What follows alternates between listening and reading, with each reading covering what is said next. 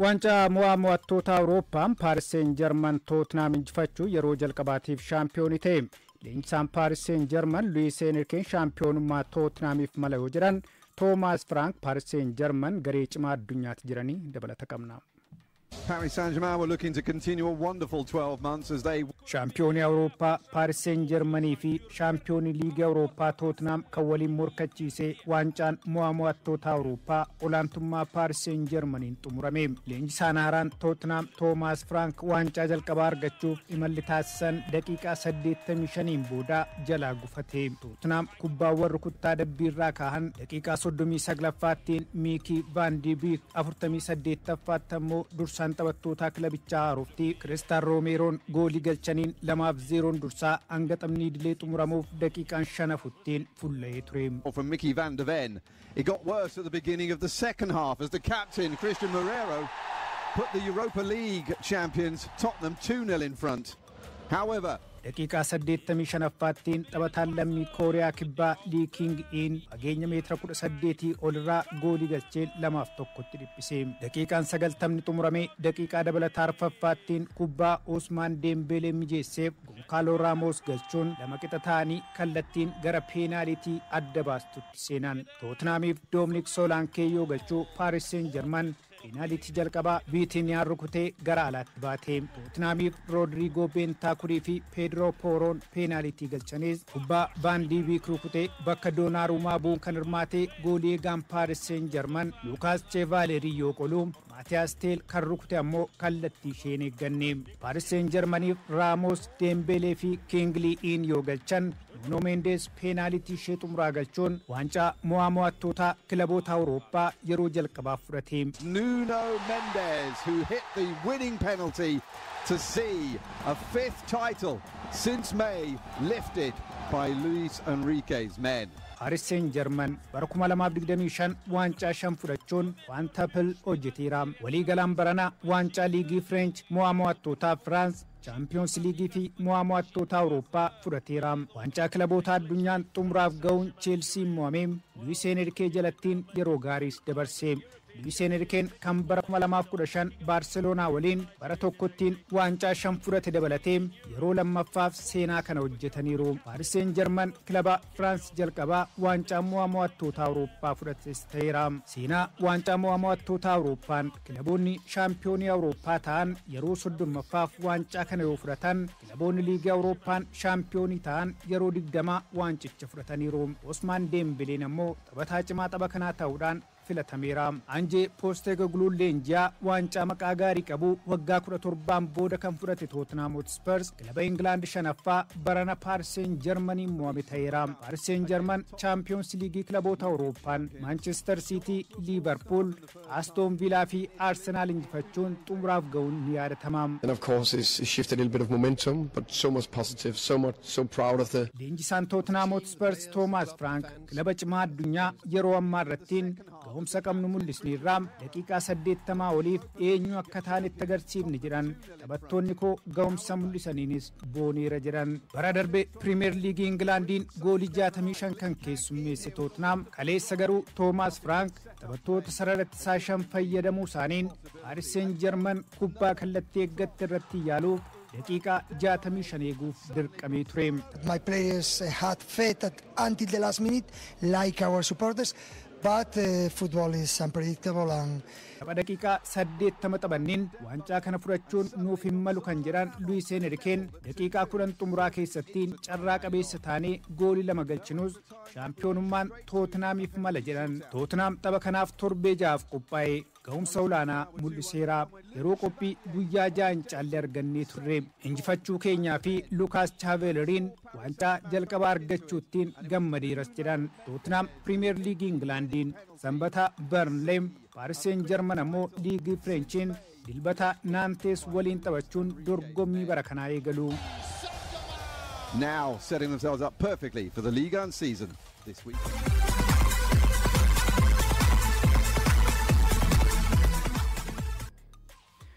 Chelsea fi taphattoonni kilabichaa maatii Diego Jota hirphan waancaa kilaboota addunyaa Ameerikaattiin dorgomameen Paris Saint-Germain goolii 3-0 injifachuun shaampiyoonii kan ta'e Chelsean badhaasa paawundii miiliyoona 85 argatee ture.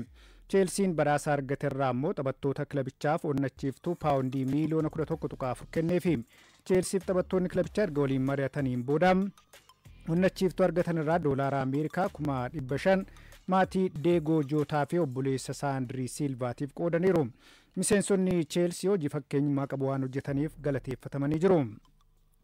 Deegoo Jootaa fi obboleessa isaa Andirii Silvaan Speen keessatti balaa konkolaataa isaan mudateen lubbuun isaanii darbuun yaadatama. Liverpool kabaja Deegoo Jootaatiif fooyituu lakkoofsa 20 inni uffatee taphachaa ture kana booda taphataan biraa hin uffatu jechuun soorama baasee jira.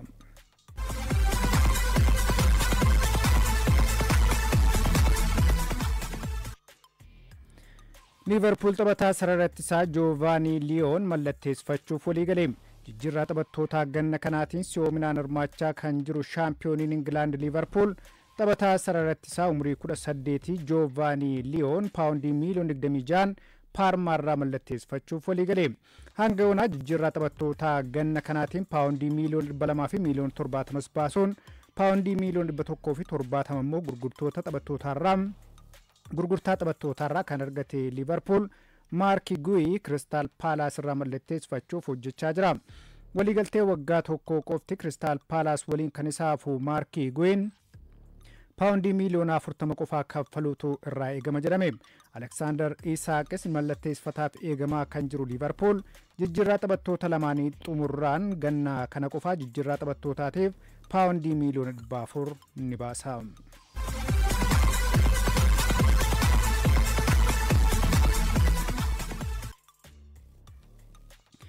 Manchester Cityin Giovanni Simon RB Leipzig irraa mallatteessifachuuf yaada qaba jedhame.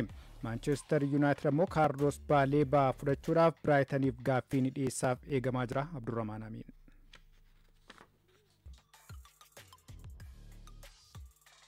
Shout the crowd. Xavi trying to go all the way through. Chelsea Javi Simon RB Leipzig irraa fudhachuudhaaf kilaba haasaa turedha. Taphatichaanis dhimma dhuunfaa irratti walii galee ture. Ta'us kilaboonni lamaan hanga yoonaatti wanti walii galanii fi murteessanis hin jiru. Kun ammoo Manchester Cityin taphataa kana mallatteessifachuuf carraa akka argatu taasiseera. Saafinoon Tottenhamiin James McCarthy'n Nottingham Forestiin barbaadamuun isaanii Manchester Cityin taphataa iddoo isaanii bu'u barbaachaaf gabaatti ba'uu mala. Taphattoonni lamaan yoo kan deeman ta'ee filannoo Pep Guardiola waan hambisuuf Simon xiyyeeffannaa isaanii ta'eera. Lammiin Neezerlaandis ganna 22 Javi Simon taphataa sarara jidduu qarqara bitaa fi mirgaatiinis taphachuu danda'u ta'uun isaa Pep Guardiola hawwateera. Drawing at the moment. Gray sends it in, brilliant ball! Leeds United Dominic Calvert-Lewin mallatteessifachuuf walii galeera. Waliigalteen Everton waliin qabu kan goolabame lammiin England Dominic Calvert-Lewin bara kana gara Premier League Englanditti deebi'ee kan guddate Leeds Unitediif mallatteessuuf walii gale. Lammiin England ganna 28 Calvert-Lewin bara 2016 Sheffield United irraa paawundii miiliyoona 1.5 Evertoniif erga mallatteesse taphoota 273 goolii 71 kilabichaaf galcheera. Barootas dhiyoo keessa miidhamaan rakkachaa kan ture Lewin waggoota 9 booda Everton gadhiisuun Leeds Unitediif mallatteessuuf walii gale.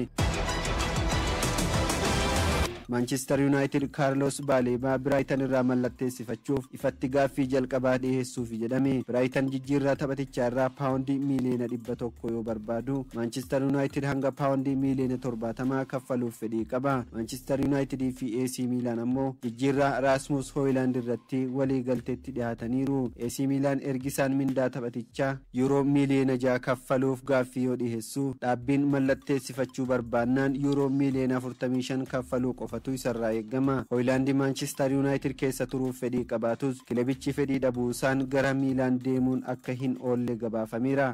Now it's Dalot and Garnacho. That is of the very highest order. Chelsea ammoo Alejandro Garnacho mallatteessifachuuf paawundii miiliyoona 30 kaffaluu barbaada. Newcastle United Jacob Ramsey Aston Villa irraa mallatteessifachuuf kilaboonni lamaan paawundii miiliyoona 40 walii galaniiru. Taphatichi fedhii gara St James Park imaluu qabaannaan guyyoota itti aanan keessatti jijjiirraan taphatichaa ni xumuramaaf eegama. Jacob Ramsey taphoota 167 Aston Villaaf taphateen goolii 17 kilabichaaf galcheera. Newcastle Anthony Elanga Nottingham Forest fi Malik Tao AC AC Milan irraa dhaabbiin yoo mallatteessifatu Aroon Ramsdale ergisaan fudhateera. Kilabiin Itaalii Roomaan ammoo Leon Bailey Aston Villa irraa fudhachuuf kilabicha waliin haasaa eegaleera. Ta'us gaaffiin ifatti Aston Villaadhaaf dhiyaate hin jiru. Lammii Jamaayikaa ganna 28 kana kilaba Tarkiyyee Bishiktaashii fi kilaboonni Saa'udiis barbaadaa jiru. bara kana morkiin shaampiyoonummaa Premier League Englandiif taasifamu kan yeroo kamuu caalaa cimuu akka danda'utu ibsame.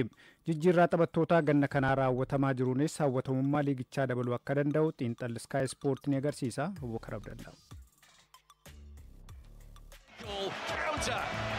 Quick, incisive, just what the doctor ordered at the start of this second half. Premier League Englandin waancaa milkeeffachuudhaaf morkii taasifamu dabalatee taphattoonni cicimoon baay'ina goolii galchaniin liigicha ni miidhagsu. Kilaboonni Premier Leaguetti guddatanis liigicha keessa turuuf morkii cimaa ni taasisuuf eegamu. Liigichi kubbaa miilaa addunyaa keessatti sadarkaa olaanaatti guddachuu isaa taphataan duraanii Liverpool fi xiinxalaan Sky Sport Jaamii Kaaragar dubbateera. Deeggartoonni hedduminaan isteediyeemicha seenanii dorgommicha daawwachuun dhimma biroo hawwatummaa liigichaa dabaleedha. Yeroo garaagaraatti morkii taasifamaniin taphattoonni cicimoon liigichaa ga'umsi mul'isan guutuu addunyaatti liigicha akka jaalatamu taasiseera. Liverpool bara dabree baatii bitootessaatti Manchester City 2-0dhaan erga mo'atee booda tilmaamni waancaa kennameefii ture. Liigichas yeroo hedduuf dursuudhaan waancaaf morkii taasifamu kan ofii qofa taasifate. Ganna kana garuu kilaboonni afur waancaaf tilmaama argatan Liverpool, Arsenal, Manchester City fi Chelsea garee isaanii caalatti cimsaniiru. Liverpool taphattoota ciccimoo bitate keessaa taphataa dandeettii kalaqaa qabu Florian Wirtz dabalateera. Manchester Cityin seenaa haaraa hojjechuudhaaf waqtii jijjiirraa taphattootaa ganna kanaatiin jalqabarratti taphattoota fudhateen gareen Pep Guardiola waancaaf garee morkachuu danda'u ijaaraniiru. Arsenal taphataa sarara fuulduraa jidduun taphatu argateera. Victor Gyökeres garee Mikel Artetaaf galtee haaraa ni dabalaaf eegama. Chelsea waancaa kilaboota addunyaa taphatu muraa PSG waliin taphateen ga'umsa akkamii akka qabu addunyaaf mul'iseera. Kilaboonni liigichaa jijjiirraa taphattootaa ganna kanaatiif paawundii biiliyoona 2 siquu baasaniiti jiru. Hanga waqtiin jijjiirraa xumuramutti mallaqni kun ni dabalaaf eegama. Manchester United taphataa Ruben Amorim xiyyeeffannoo jalqabaa taasifachuudhaan barbaadaa turan Benjamin Sesko fudhateera. Taphataa humna qabuu fi kubbaa argatu ga'umsa gaariidhaan itti fayyadamu argachuu isaatti himama. Taphataa yaalii gara goolii haala gaariidhaan taasisuu fi taphattoota ittisaa birootiif qormaata ta'u. Liverpool kan bitate Hugo Ekitike Premier Leaguein sadarkaa olaanaatti ni guddataaf tilmaamni taphataa kennamee fi dandeettii xumuruudhaaf qabus Community Shieldin mul'iseera. Sky Sport xiinxala isaatiin Alexander Isak, Matthias Cunha, Erling Haaland, Omar Marmush, Cole Palmer fi Mohamed Salah taphattoota ciccimoo liigichaan gooliiwwan galchaniin qalbii deeggartootaa ni bohaarsuuf eegaman keessaa. Premier League bara kanaatiin morkiin hawwataan ni keessummeessa jedhamee eegama. Bara dorgommii 2018-19 yeroo 389 kubbaa deebisanii gara fuulduraatti saffisaan taphachuu galmaa'eetii ture. Bara darbe immoo dachaan kan dabale yoo ta'u barana kan darbe ni dabalaaf eegama. Bara darbe kubbaa deebisanii saffisaan gara fuulduraatti imaluudhaan taphattoonni waliif dabarsan 775 keessaa goolii 112 galaniiru. Dhagaarii lakkoofsaa kun kan bara 2023-24 caalu. Mohamed Salah shaampiyoonii liigichaa Liverpool keessatti bara darbe yaalii 52 taasise keessaa 14 kubbaa deebisanii gara fuulduraatti imalaniin kan argamteedha. Waggoota 7 keessattis riikardii ta'uudhaan galmaa'e. Pep Guardiola bara darbe Manchester Cityin maaliif duubatti akka harkifate xiinxala taasisanii tooftaa taphaa isaanii ni fooyyessuuf eegamu. Kubbaa to'achuun taphachuun kanaan dura tooftaa leenjisichiitiin beekaman ture. Iddoo qabachuu ittisa isaanii cimsuun taphataa faallaa marsanii qabu gareen faallaa carraa akka hin arganne taasisuun milkaatii turani. Amma garuu tooftaa fooyya'aan liigicha keessatti ni mul'ataaf eegama. Leenjisichis taphattoota ganna kana mallatteessaniin taphataa sarara qarqaraa humna guddaa qabuu fi taphataa sarara jidduu cimaa argachuudhaaf karoorfachuu isaanii kan mul'isudha. Taphattoonni akka Jeremy Doku fi Ryan Cherki kanaaf furmaatanii ta'uuf eegamu. Waggoota lamaan darbaniin kilaboonni gurguddatan 3 shaampiyoonshipitti gadi bu'an mul'ateera. Barana Burnley, Sunderland fi Leeds United immoo gadi bu'uudhaaf ni morkatu jedhamee eegama. Miidhamni taphattootas bara darbee morkattoonni waancaa Liverpool waliin morkii cimaa akka hin taasifneef dhiibbaa kan taasisedha. Tottenham, Manchester United, Manchester City fi Arsenal miidhama taphattootaatiin raafamaatii turani. Ganna kana waancaa kilaboota addunyaatiin alatti dorgommiin biraa jiraachuu dhabuu isaatiin taphattoonni hedduu boqonnaa gahaa argachuudhaan kilabootaaf humna guddaa kan uumanidha. Xiinxalaan Sky Sport Jaamii Kaaragar akka jedhutti Premier Leaguein kubbaa miilaa addunyaatiin sadarkaa olaanaa irra gahuu dubbata. Kun immoo morkii waancaa cimaa akka eegnu taasiseera jedha.